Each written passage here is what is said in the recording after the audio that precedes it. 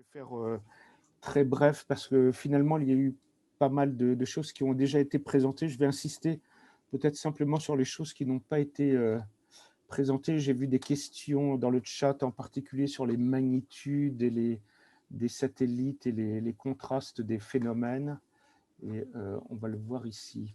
Alors donc, la première chose, c'est, voilà, vous comprenez bien et vraiment, je veux saluer et remercier voilà l'équipe de l'IMCCE, c'était Éléonore Saquet, Nicolai, Vincent Robert, Jean-Eudes Darlot. Hein, songez bien que vous livrez des données sur un FEMU et vous êtes co-auteur de l'article. Hein, donc voilà le précédent article pour 2014-2015. Et bien sûr, beaucoup d'entre vous se retrouvent ici. C'est voilà, c'est vraiment super et merci de jouer le jeu. Et j'espère qu'on aura, j'ai vu qu'on était 82, mais on était 100 inscrits, donc peut-être qu'on aura, peut-être pas 82 contributions, mais en tout cas, on peut encore augmenter cette liste et retrouver ces courbes de lumière. Et comme le disait Nicolas, et voilà, n'ayez pas peur vis-à-vis de phénomènes à faible contraste et à fort bruit. On voit effectivement que les extractions peuvent être voilà, tout à fait pertinentes. Hein, et même si on peut avoir des phénomènes très contrastés ou très longs, bah, n'hésitez pas. Et puis, bien sûr, il y a eu, ça va être, on va en parler juste après, c'est les petits satellites de Jupiter qui peuvent également constituer donc un autre article.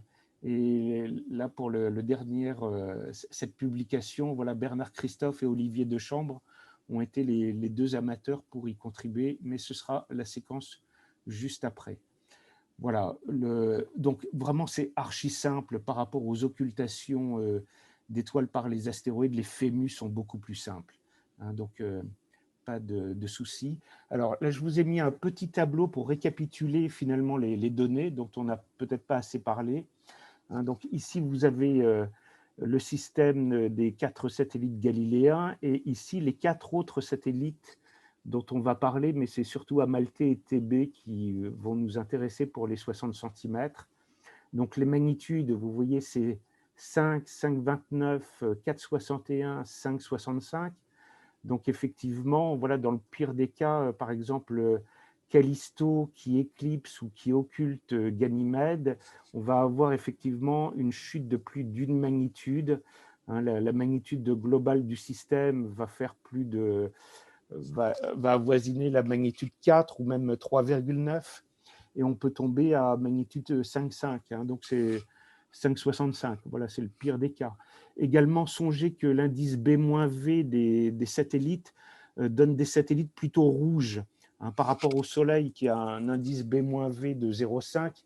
Donc vous voyez, on a des objets qui sont plutôt rouges. Donc effectivement, les grandes longueurs d'onde, le rouge ou le proche infrarouge, si on doit privilégier une bande spectrale, sont plutôt à privilégier, et sinon, fonctionnons pleine bande.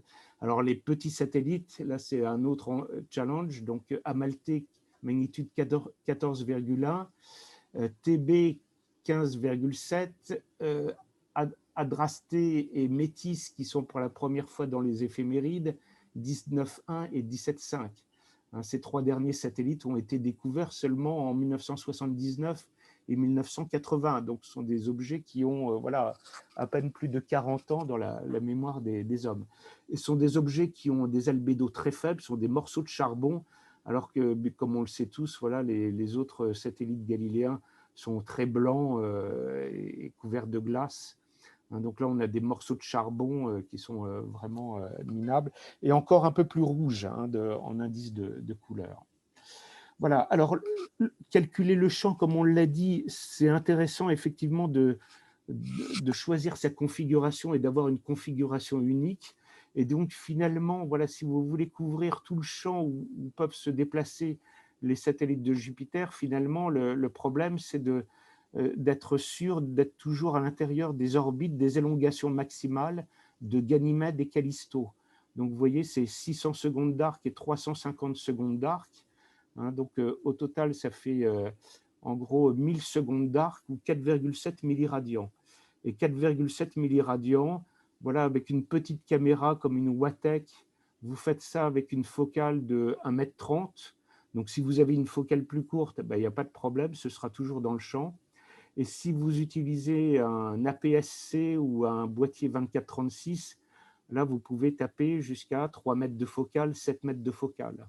Donc, voilà, éventuellement, c'est peut-être le message que je voudrais passer également par rapport aux présentations précédentes. Pourquoi pas utiliser votre boîtier réflexe, si vous en avez un, ou un bridge, et l'utiliser en mode vidéo, et auquel cas, ça passe dans tous les cas. Est-ce que les satellites seront résolus? Il faut se dire qu'effectivement, les satellites, c'est toujours 1 seconde d'arc à peu près, ou 1,7 secondes d'arc. Donc, dans la plupart des cas, si vous avez 1 mètre de focale et un pixel de 5 microns, eh bien, les satellites vont commencer à occuper tout le champ des pixels. Donc, les satellites vont être résolus, vont commencer à présenter une élongation, une étendue. Et donc, par rapport à la situation des occultations par les étoiles, où on peut avoir de la turbulence du fait que voilà, les étoiles sont très peu étendues et on peut avoir une turbulence qui éclate l'étoile, la plupart du temps, pour les satellites, ce n'est pas le cas, sauf si vous êtes effectivement dans un très mauvais ciel. Voilà, donc un exemple de manip que je vous invite vraiment à faire pour vous entraîner, j'en ai parlé rapidement tout à l'heure, mais avant une occultation, pourquoi pas regarder les éclipses de Io par Jupiter. Donc, dès que Jupiter va sortir de la conjonction, songez que voilà, on va être très écarté, on va avoir une très forte parallaxe, angle de parallaxe avec la direction du Soleil. Et donc, l'ombre de Jupiter au niveau de Io, vous voyez, se situe ici presque aux 2/3 du diamètre de Jupiter. Et également, bonne chose, également, lorsqu'on sort de la conjonction, eh bien, on voit Io rentrer dans l'ombre de Jupiter. Donc, on va voir Io très facilement et on va le voir disparaître. Donc, c'est également un bon moyen de tester votre configuration. Tester également le dépouillement des logiciels avec les satellites de référence que vous pouvez avoir. Bon, je ne vous passe pas la vidéo, on n'a pas le temps, mais voilà. Bon, l'analyse ensuite, donc effectivement, on a pas mal utilisé temps gras, je ne reviens pas dessus. Éventuellement, on pourrait prévoir un tutoriel si ça vous intéresse. On fait une soirée spéciale temps gras avec quelques séquences déjà enregistrées pour vous armer à dépouiller avec temps gras et avec éventuellement des systèmes de datation acoustique ou par le son, par le bip, qui peuvent nous permettre de référencer les trames par rapport à un top particulier. Et voilà une émergence de Io que j'avais enregistrée avec mon boîtier Canon. Donc, ce qui permet effectivement de bien comprendre l'intérêt d'avoir des satellites de référence, voir ici peut-être un phénomène là, de modulation du signal par des passages nuageux qu'on retrouve à peu près sur tous les satellites, et faire la réduction de données. Donc, Tangra va nous sortir un fichier de ce type, brut, avec le numéro de la trame, une date, et puis donc le signal moins le fond de chacun des satellites, qui sont séparés ici par des séparateurs en virgule, et donc que vous pouvez extraire après ça avec, par exemple, Excel, pour sortir des séparateurs. Voilà d'autres, j'ai vu également des questions avec l'éventaud et l'éternaute. Voilà des FEMU faits en mode trame avec une Odine datée par l'éventaude. Et c'est vrai que voilà, il y a une bonne propreté du signal. Voilà d'autres. C'était mes FEMU, mes contributions au FEMU de la dernière fois. Alors, Jean-Marie en a parlé. Alors, éventuellement, voilà, on peut réutiliser cette feuille que Jean-Eudes nous avait distribuée lors du dernier FEMU, où on rentre finalement, voilà, notre longitude, notre latitude, quel est le diamètre du télescope, quelle est la focale qu'on utilise, quel type de capteur on utilise, est-ce qu'il y a un filtre, voilà, et puis le système de datation qui est utilisé, voilà, et une fois qu'on a rempli tout ça, ensuite on envoie, voilà, les fichiers avec la datation et pour chaque trame, donc le flux mesuré en photométrie d'ouverture pour le satellite qui fait l'objet d'une occultation ou d'une éclipse, et au moins un satellite de référence. Et on va sortir, normalement, Nikolai doit retrouver ceci. Mais Nikolai, donc aujourd'hui, nous invite à utiliser, voilà, l'adresse que vous avez dans la convocation, là, dans le papier, hein, où vous allez vous identifier. Donc, j'ai compris qu'il faut envoyer un courrier électronique au préalable à l'IMCCE pour vous identifier avec votre nom et votre prénom. Voilà. Et ensuite, pour votre identifiant, donc rentrez bien sûr l'identification de l'événement que vous renseignez. Est-ce que c'est une occultation, une éclipse, voilà, ou des phénomènes combinés? À nouveau, la longitude, la latitude, l'altitude, votre diamètre d'instrument, votre focale. Est-ce que vous utilisez un filtre ou pas de filtre? Le type de capteur, CCD, CMOS, ou ça peut être un capteur de flux. Donc, éventuellement, vous identifiez donc le type de récepteur que vous avez la référence. Voilà. Et ensuite, donc vous déterminez le format des données que vous envoyez, et vous envoyez tout ça, voilà, dans toutes les données que vous extrayez, par exemple, d'un tableau Excel, vous les copiez et les collez dans ce champ. Et vous appuyez sur Submit et ça sort.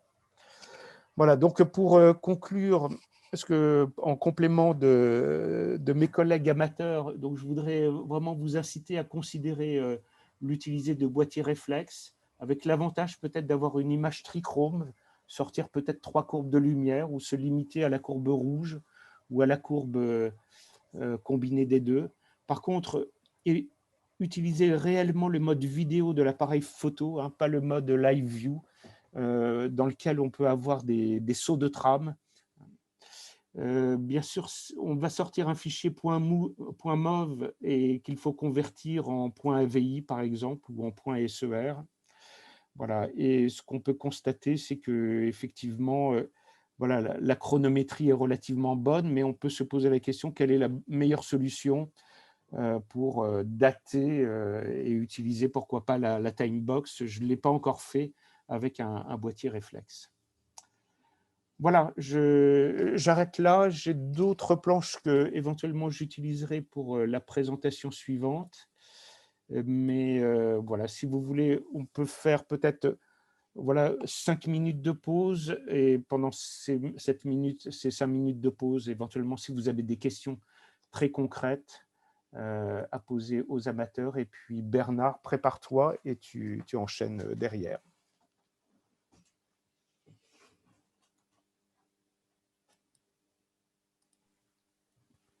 Pas de questions? M'entends, Thierry? Oui. Comment tu fais ta datation avec ton appareil photo? Donc, la solution que j'avais utilisée, c'était le bip, hein, avec le buzzer que tu avais fait sur DCF 77. Sur les appareils photo, vous avez un microphone. Et c'est vrai que c'est la solution que j'avais utilisée. Mais c'est vrai qu'aujourd'hui, on pourrait vraiment se poser la question que c'est comment on trigue l'appareil photo éventuellement pour déclencher les trames, ou comment effectivement on synchronise l'acquisition d'un fichier issu de la timebox et issu du boîtier réflexe. Et l'autre solution, d'ailleurs, Christian Driot est ici, qu'il avait utilisé lors du dernier FEMU, c'était de transmettre une LED qui pulse le PPS dans un coin du télescope pour, de temps en temps, donc, illuminer et mettre. Alors, ça sacrifie certaines trames, une fois par seconde, mais ça permet, voilà, de resynchroniser chaque séquence de trame au moins une par seconde. Christian, si tu veux intervenir, je sais que tu es là. En fait, je n'avais pas utilisé réellement une LED, mais deux LED. Deux LED, alors c'est encore mieux. Synchronisé sur le GPS et qui permettait de dater les trams. Mais la difficulté du GPS, c'est qu'on n'a pas la seconde zéro de la minute. Et donc, j'avais une deuxième LED qui était sur le DCF 77 qui me permettait de récupérer la seconde zéro. Voilà. La minute, donc ça flashait. La 60e seconde. Et je perdais en moyenne une trame sur 12 ou quelque chose comme ça. Après, je me demande s'il n'y a pas moyen de déclencher en fait, avec un trigger. Je ne connais pas du tout les appareils photo numériques réflexes, mais de déclencher en fait, un trigger par frame ou avec un trigger externe.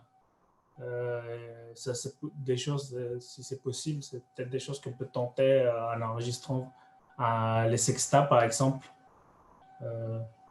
Je pense que c'est possible parce que sur certaines montures, tu as une sortie qui est prévue que tu branches à l'entrée de ton APN et ça te déclenche la pause automatiquement. Tu peux préprogrammer des pauses à faire à l'avance. Donc, je pense que ça doit être possible. À voir, alors peut-être avec Thierry, on va bon, s'y mettre. Écoutez, si ça vous intéresse, voilà, on peut constituer un petit groupe là, spécifique là, de 3, 4, 5, enfin tous ceux qui sont intéressés par cette solution, et puis on regarde comment trouver pour chacun d'entre vous, si vous voulez utiliser votre boîtier réflexe, les bonnes solutions de datation, et puis faire des tests et se convaincre que ça marche bien. Et également se convaincre que la photométrie marche bien. Hein. Donc, bien sûr, il faut désactiver là, toutes les fonctions avoir les fichiers RAW et toutes les fonctions de filtrage qu'on peut trouver dans les appareils photo pour rehausser les contours ou saturer les couleurs. On désactive tout ça pour avoir une photométrie qui soit plus propre. Et en utilisant le logiciel OcuRec, oui, qui permet d'utiliser, de faire des films directement en point serre ou autre. Enfin, il y a très longtemps que je ne l'ai pas utilisé, mais ça fonctionnait bien quand je m'en servais. Enfin voilà, donc c'est un petit logiciel qui permet de gérer des appareils photo autrement que comme un APN, quoi. D'accord. Voilà. Mais il y a longtemps que je ne l'ai pas utilisé parce que j'ai des caméras depuis, mais au Curec, ça fonctionnait bien. Voilà, à vérifier, peut-être. Je voulais signaler aussi Astro Flash Timer. C'est une petite app qui fonctionne sur téléphone, je crois sur Android et sur iOS, qui permet justement de générer avec le flash de l'appareil photo des flashs calés sur le One PPS. J'ai jamais essayé. Oui, et d'ailleurs, tu donnes une autre idée là qu'on devrait avoir aussi, s'il y en a qui veulent le tenter, c'est faire un FEMU avec un smartphone au foyer de son télescope et utiliser de manière grotesque, mais voilà, la datation, l'heure qu'on a dans le smartphone. Hein, donc ça, c'est vraiment voilà, le FEMU niveau 0, et ce serait superbe de montrer que voilà, on peut faire une amusant. courbe que Jean-Eudes et que Valérie utilisent dans ses éphémérides et que Nicolas il sait réduire. Ce serait superbe à faire. Oui, surtout qu'un support de smartphone, ça vaut 5 €. Hein. Essaie d'enregistrer le sexta avec ton smartphone, Thierry. C'est aussi simple que ça, en fait. On enregistre... Oui, alors effectivement, Lionel et César ont parlé du sexta. Donc, c'est un sexta voilà, que nous a donné DevGo lors de la conférence ESOP de 2019. Et voilà, qui a été confié au Club Eclipse, et donc on peut faire tourner. Hein. C'était effectivement, si on avait pu faire un séminaire, un atelier pratique, voilà, le sexta aurait été disponible. Mais c'est vrai que voilà, je peux vous l'envoyer par la poste. Alors, faut faire attention à la poste. Voilà, je vois Lionel, je passe les détails. Mais voilà, ça peut être Mais en tout cas, c'est une bonne idée. On pourrait faire un petit atelier, boîtier réflexe, sexta, une datation, et on fait la même chose avec un smartphone. D'ailleurs, je pense que c'est Pierre Traverse qui en avait fait un. Je ne sais pas s'il est dans le groupe, Bah, mais il Pierre en a s'est construit. inscrit, oui. Je ne sais Ouais. pas, Pierre, tu es là? Non? Bah, il en a construit un avec succès. Vous m'entendez? Oui, Pierre, on Ah. t'entend. Et c'est très bien documenté le Sexta. Tu prends la liste des composants, les logiciels là où il faut et ça marche du premier coup. C'est assez facile à faire. Bon, très bien. Je connais moins bien que full utilisation. Bon, parfait. S'il n'y a pas d'autres questions ou de commentaires,